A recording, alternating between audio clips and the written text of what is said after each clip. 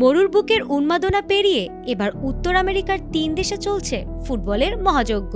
দীর্ঘ গ্রুপ পর্বের রুদ্ধশ্বাস লড়াই আর সমীকরণের অবিশ্বাস্য নাটকীয়তা শেষে চূড়ান্ত হয়েছে ২০২৬ ফিফা বিশ্বকাপের নকআউট পর্ব বা round of ৩২-এর line up.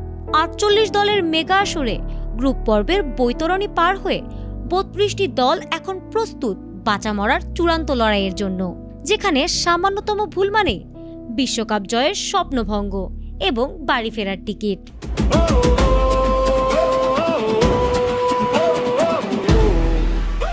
২৯ June থেকেই শুরু হচ্ছে এই রোমাঞ্চকর নকআউট পর্বের মহোৎসব। উদ্বোধনী ম্যাচেই লস অ্যাঞ্জেলেসে মাঠে নামছে দক্ষিণ আফ্রিকা ও কানাডা। এই রাউন্ডে ফুটবল প্রেমীরা বেশ কিছু হাই ভোল্টেজ দ্বৈরথের সাক্ষী হতে যাচ্ছেন।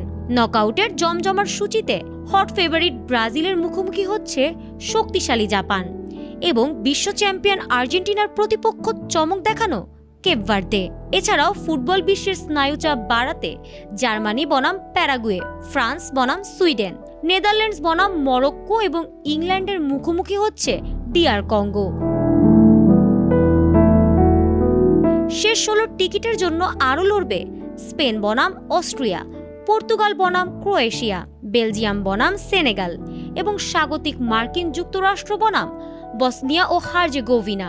মাঠের লড়াইয়ে মেধার পরীক্ষা দিতে বাকি ম্যাচগুলোতে মাঠে নামবে নরওয়ে বনাম আইভরি কোস্ট, মেক্সিকো বনাম ইকুয়েডর, সুইজারল্যান্ড বনাম আলজেরিয়া, অস্ট্রেলিয়া বনাম মিশর এবং কলম্বিয়া বনাম ঘানা।